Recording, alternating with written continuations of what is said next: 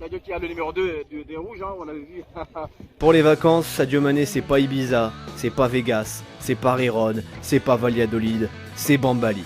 Et même s'il pleut et que les gens veulent taper un foot, on va taper un foot. Voilà la simplicité du gars. On va voir ensemble 8 anecdotes sur l'humilité de Sadio Mané. Sadio Mané c'est le mec le plus humble du foot. Bon, à égalité avec N'Golo Kanté, grand respect pour N'Golo Kanté quand même. Thank you. N'oubliez pas, la 8ème ce sera votre anecdote. Première anecdote, elle est très récente. Il a pris le numéro de téléphone d'un fan, il a promis de le rappeler et d'essayer de l'aider. Et vous savez quoi? Il a tenu parole, le gars. Il y a quelques jours, là, quand il était avec les Lions du Sénégal, les Lions de la Teranga, il y a un fan qui est venu le voir, et un vrai fan, hein, vu l'émotion du gars. Le fan l'a remercié pour tout ce qu'il faisait pour le Sénégal. Il a dit qu'il priait pour lui, que c'était quelqu'un de bien, machin. Il a même dit qu'il avait tenté d'aller à Bambali, dans son village natal, pour essayer de rencontrer Sadio. Donc c'était un vrai fan de Sadio Mané. Et là, Sadio, il a fait un truc que j'ai rarement vu avec d'autres joueurs de foot. Il a pris son numéro de téléphone et il a promis de le rappeler quoi qu'il arrive.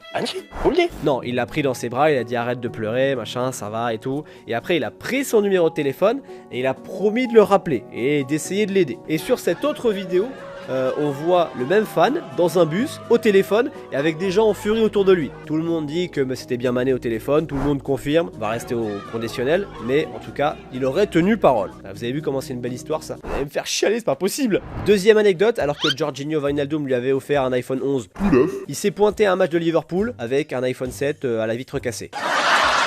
On est en décembre 2019, avant un Leicester-Liverpool de Premier League. Et le compte Twitter du club tweet ceci. Certains fans ont zoomé sur la photo de Mané, les enquêteurs, les Colombos de Twitter, et ils ont vu que 1. Sadio Mané avait un iPhone 7 en 2019 alors qu'il y avait déjà le 11 voire le 12. Ouh Sadio, ouh, il n'a pas le dernier iPhone, la honte. C'est une vanne, c'est de l'humour. On se calme. Et 2, que la vitre de l'écran était cassée. Du coup, ça avait pas mal buzzé sur les réseaux, en bien comme en mal. Certains disaient, vous avez vu à quel point il est simple et tout, ce qui est vrai. Et d'autres étaient en mode troll, genre. Hello les fans de Liverpool, achetez un iPhone à votre attaquant s'il vous plaît. Surtout que quelques semaines plus tôt, Wijnaldum lui avait offert un iPhone tout neuf, iPhone 11, encore dans sa boîte. How are you? I want to let you guys know Ginny give me iPhone 11 for free. So, just amazing. Thank you Ginny for your gift. Le gars c'est un commercial de chez Orange, il offre des iPhones à ses collègues lui. Il faut d'être bon avec le PSG. Mais lui Mané il s'en fout de tout ça, il s'en fout des biens de luxe. Oui j'ai bien dit biens de luxe. Excusez-moi, quand il faut envoyer 1200 € sur un téléphone, je le fais pas tous les samedis moi perso. Hein. Il a dit ceci au sujet des biens de luxe d'ailleurs à Télé Dakar. Pourquoi voudrais-je 10 Ferrari, 20 montres ou 2 avions? J'ai eu faim et j'ai dû travailler sur le terrain. J'ai survécu aux guerres, joué au football pieds nus. Je n'avais pas d'éducation et beaucoup d'autres choses. Mais aujourd'hui, avec ce que je gagne grâce au football, je peux aider mon peuple. Je n'ai pas besoin d'afficher des voitures de luxe, des maisons de luxe, des voyages en jet privé. Je préfère que les miens reçoivent un peu de ce que la vie m'a donné. Alors, humain, humide, humili... Pardon, bref. Troisième anecdote, il va à la mosquée en voiture normale pour passer incognito et du coup pour que les autres à la mosquée ne soient pas dérangés. L'imam de la mosquée de son quartier à Liverpool, Toxcale, je sais plus comment il s'appelle le quartier, bref peu importe, a donné une interview à la BBC en 2018. Donc c'était déjà le Mané starifié. Et l'imam nous a donné une petite anecdote sympa au sujet de Mané. Et une anecdote qui prouve que le gars, même dans sa vie privée, il fait pas semblant. Le mec, il est vraiment humide. Humide? Non, il est pas humide. Il est humble. Voilà, il fait preuve d'humilité. Il vient souvent à la mosquée. Chez lui, il a une Bentley, mais il vient à la mosquée dans une voiture banale, comme ça il est incognito. Ce n'est pas quelqu'un qui recherche la lumière, il n'y a pas d'arrogance. Mais il a raison, comme ça évite à des petits malins d'aller gratter un selfie pendant que d'autres font leur prière et se recueillent voilà, tranquillement. Bien joué Sadio. Les amis, avant d'embrayer sur la 4e anecdote, n'oubliez pas de rester jusqu'à la fin, jusqu'à la 8e, parce que la 8e, c'est votre anecdote, celle que vous m'avez envoyée. Alors restez bien jusqu'à la fin. Hein. Trop cool, j'envoie une anecdote. 4e anecdote, il a aidé un de ses potes à nettoyer les toilettes de sa mosquée pour ensuite avoir du temps à passer avec lui. C'est Sadio himself qui a dévoilé cette anecdote dans les colonnes de l'équipe. Une fois, je me suis rendu à la mosquée et là-bas j'ai retrouvé un très bon ami, un Ghanéen. Je l'ai invité à boire un thé à la maison après la prière. Et il m'a dit, non je dois travailler, je dois laver les toilettes de la mosquée. Je lui ai répondu qu'on allait le faire ensemble. Sur le moment, quelqu'un nous a filmé et je lui ai demandé de ne pas mettre en ligne cette vidéo. À votre avis, qu'a fait l'individu avec la vidéo de Mané en train de nettoyer des toilettes? Réponse A, il l'a publié. Réponse B, il l'a publié.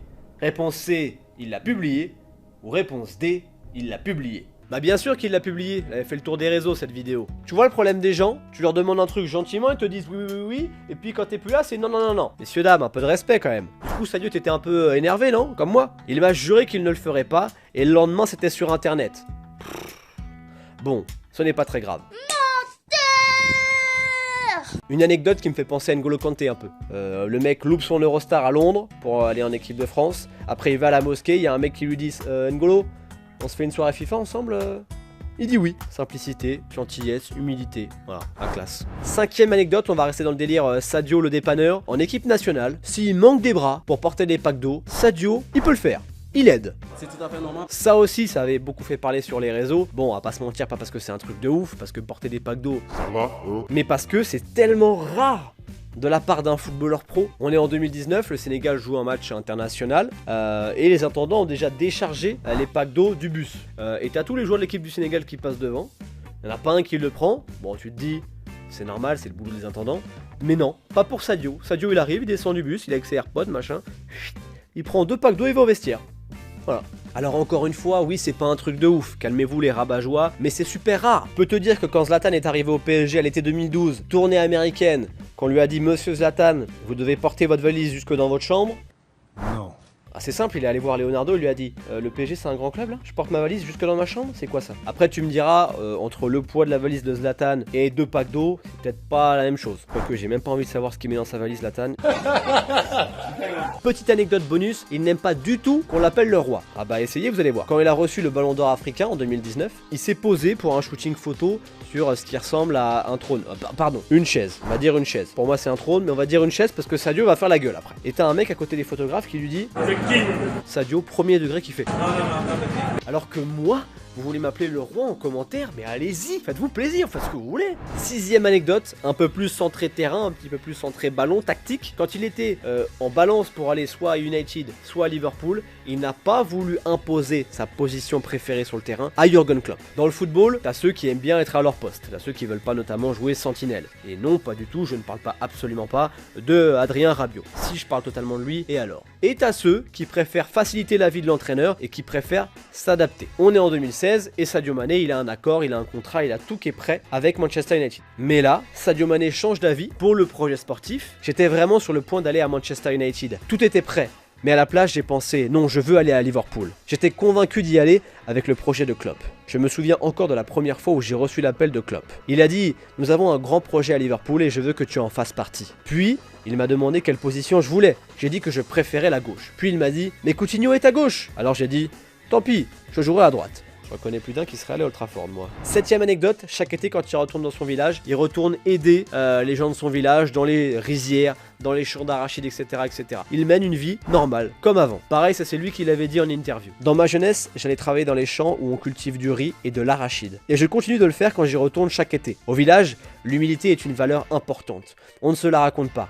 Et on écoute les anciens quand ils parlent. C'est comme ça. Il a dit qu'il avait besoin de ça pour déconnecter avec le milieu du foot qui est parfois nocif. Je passe par Bambali parce que j'en ai besoin de revoir tous les miens. Mais aussi rebrancher à mes origines. Là-bas, je redeviens le petit garçon de Bambali. Je monte aux arbres cueillir des mangues. Je vais au fleuve me baigner avec mes amis. Je joue au foot aussi, bien sûr, dans la rue. Ça donne des parties extraordinaires, surtout avec les enfants. Tu feras gaffe quand même, Sadio, au contrat d'assurance, hein, parce que je suis pas sûr qu'en tant que footballeur, grimper aux arbres, t'es le droit. Benzema, il avait mangé une amende pour... bon, après, c'était un saut en parachute, quoi. C'était pas la même hauteur entre un arbre et un avion.